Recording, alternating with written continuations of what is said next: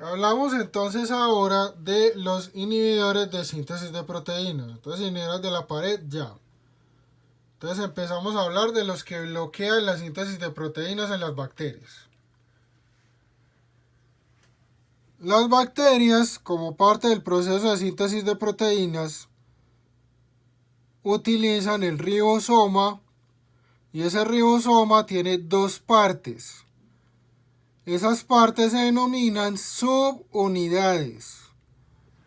En las bacterias hay una subunidad 50S y una subunidad 30S. Entra un péptido, un polipéptido acá, atraviesa las dos subunidades. Durante el paso del polipéptido se van agregando aminoácidos. Se forma una RNA de transferencia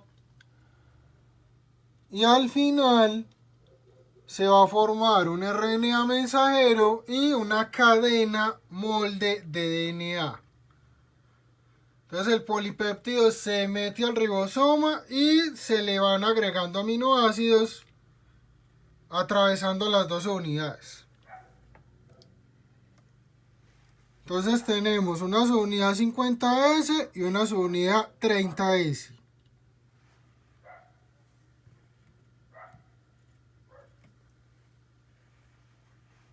Tengo el péptido, me atraviesa las dos unidades y ahí termina la cadena al final.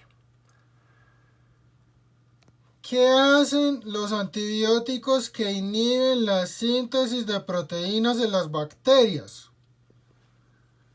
El antibiótico se une a unos sitios específicos del ribosoma y bloquea el paso y bloquea que se agreguen más aminoácidos a ese polipéptido.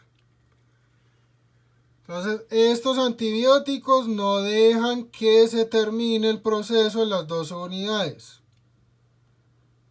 Bloquean sitios en las dos unidades. Problema: la mayoría de los grupos que actúan en el ribosoma de las bacterias son antibióticos bacteriostáticos. Es decir, no matan la bacteria. La unión a esos sitios generalmente es reversible. Después de un tiempo el antibiótico se disocia, se separa de ahí. Y si la bacteria reúne las condiciones, esa bacteria puede volver a arrancar. Puede reanudar la síntesis de proteínas y continuar la replicación. Entonces la mayoría de estos antibióticos son bacteriostáticos. Salvo un grupo que vamos a ver en otra clase que se denomina aminoglicósidos. Los aminoglicósidos son bactericidas. Los otros grupos, la mayoría de medicamentos que inhiben la síntesis de proteínas son bacteriostáticos. Segunda característica: el proceso de unión es competitivo. Entonces se unen a ciertos sitios del ribosoma. Puede pasar que si usted combina 2 o 3 antibióticos que actúan en el mismo sitio, entre ellos se desplacen, se saquen del sitio y el antibiótico no funcione.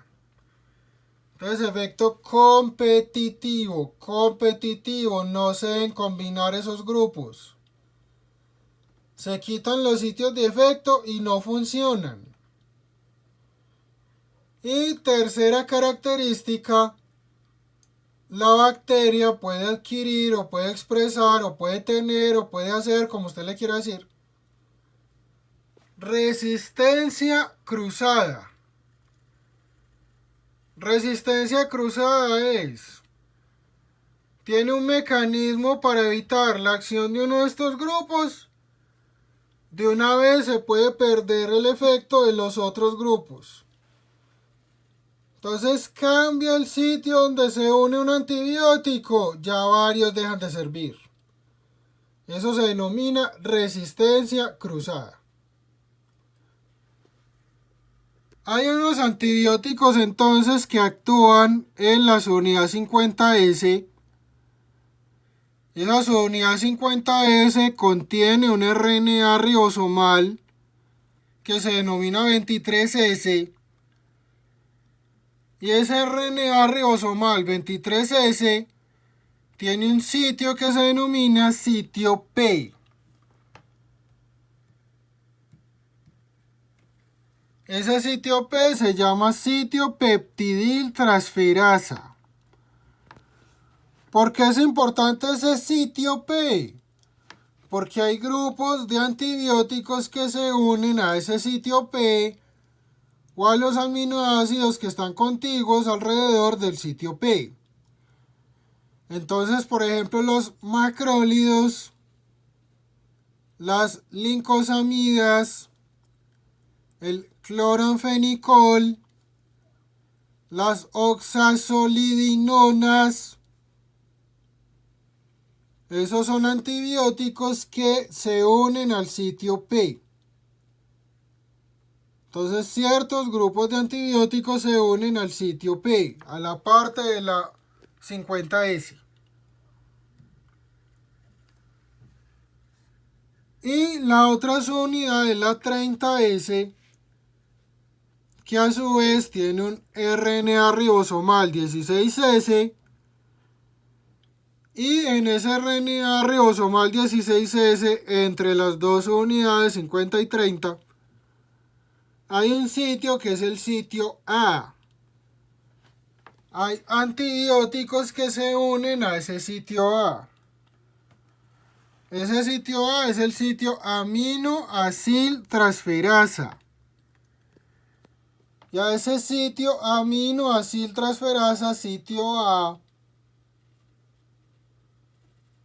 se unen antibióticos como los aminoglicósidos, sitio A, aminoglicósido, con A, y las tetraciclinas.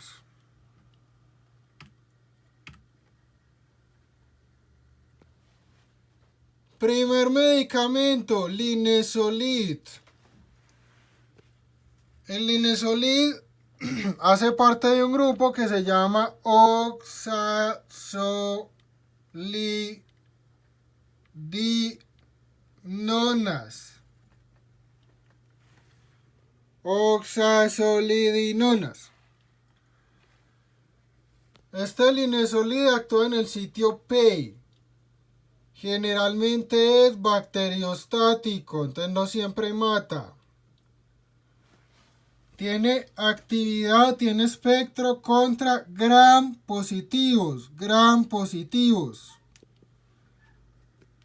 Y es útil para tratamiento de Staphylococcus aureus resistente a meticilina y que también sea resistente a vancomicina. Entonces, MRSA, vancomicina. No, linezolid. No, daptomicina. Y ya hay otros esquemas, por ejemplo, combinar rifampicina, trimetoprim sulfa, otros.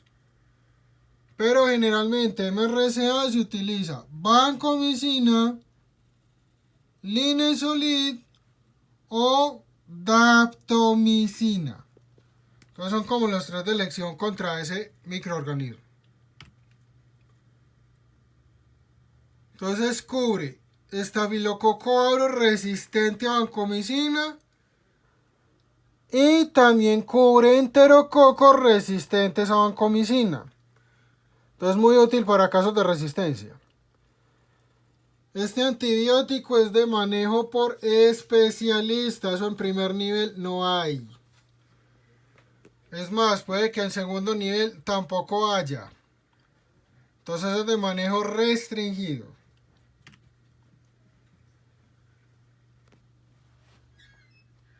Linezolid no tiene interacciones con citocromo, no tiene alto porcentaje de unión a la albúmina, tiene pocas interacciones con proteínas. y generalmente no requiere ajuste en falla renal. Problema de los efectos adversos. Puede dañar la médula ósea y puede causar leucopenia, disminución de los leucocitos, neutropenia, disminución de los neutrófilos, anemia, disminución de los glóbulos rojos, sucesivamente. Y también puede tener un efecto que se conoce como efecto IMAO. IMAO quiere decir inhibidor o inhibición de la monoaminooxidasa. Esa es una enzima que metaboliza catecolaminas y sustancias similares a catecolaminas. ¿Cuál es el problema? Una sustancia, un aminoácido de los alimentos que es la tiramina. Esa tiramina tiene metabolismo por monoaminooxidasa. El linezolid reduce ese metabolismo, reduce la acción de esa enzima y se acumula la tiramina. Al paciente le puede dar una crisis hipertensiva.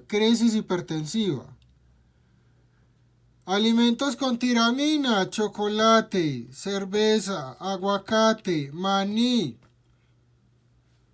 Entonces, si consume mucho de ese tipo de alimentos y recibe el linezolid, puede presentar una toxicidad, una crisis hipertensiva.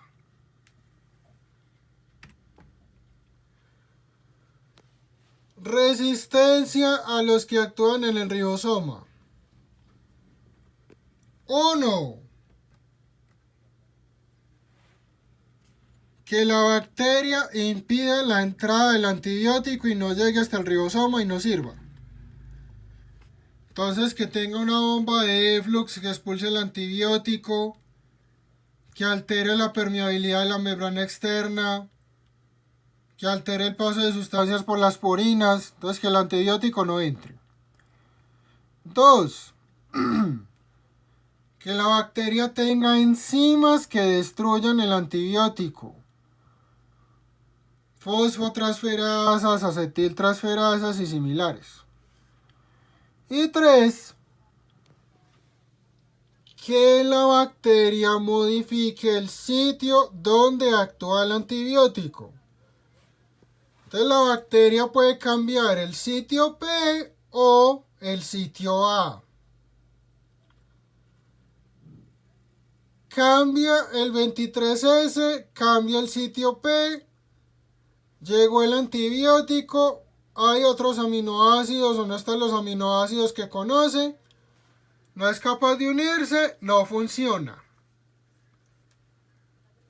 La bacteria entonces puede sustituir aminoácidos, cambia un aminoácido por otro diferente y ya el antibiótico no es capaz de pegarse.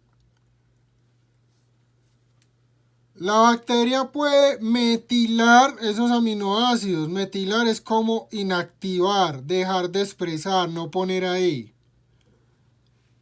Entonces, metilación, llamemos que quita esos aminoácidos. O no con el linezolid, pero sí con otros antibióticos como las tetraciclinas.